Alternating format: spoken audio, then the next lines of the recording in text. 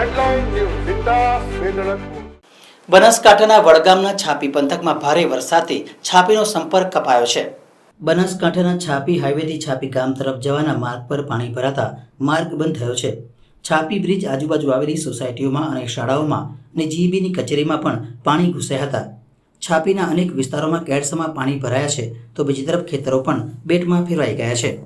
છાપીના વીરમાયા નગરમાં કેડસમાં પાણી ભરાતા લોકો રોડ ઉપર ઉતરી આવ્યા હતા અને પાણીનો નિકાલ અટકી જવાના કારણે એક મકાન પણ ધરાશાયી થઈ ગયું છે. છાપી ગ્રામ પંચાયતની બેદરકારીને લઈને રહીશોમાં આક્રોશ જોવા મળ્યો હતો. છાપી હાઈવે પર પાણીથી ચક્કાજામ થતાં તંત્ર ફરક્યું નથી. તંત્રના અધિકારીઓ લોકોના ફોન પણ ઉઠાવી રહ્યા નથી, જેથી લોકોમાં આક્રોશ ફેલાઈ ગયો છે.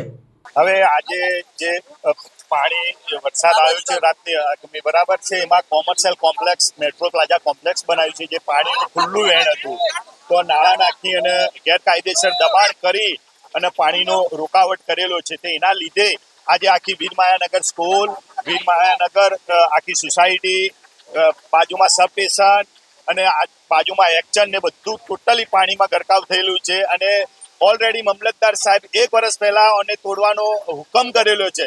તો સરકારની, મામલતદાર સાહેબની અને ગામની અને માલિકીની મિલીભગતના લીધે આજે બી એક નાળા તોડ્યા નથી. એના લીધે આ પરિસ્થિતિ ઉપસ્થિત થઈ છે.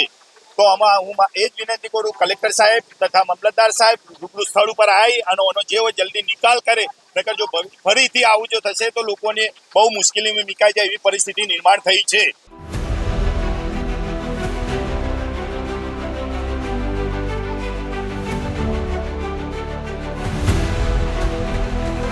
हर समस्या की deadline. Headline News Zinda Swedalanpur.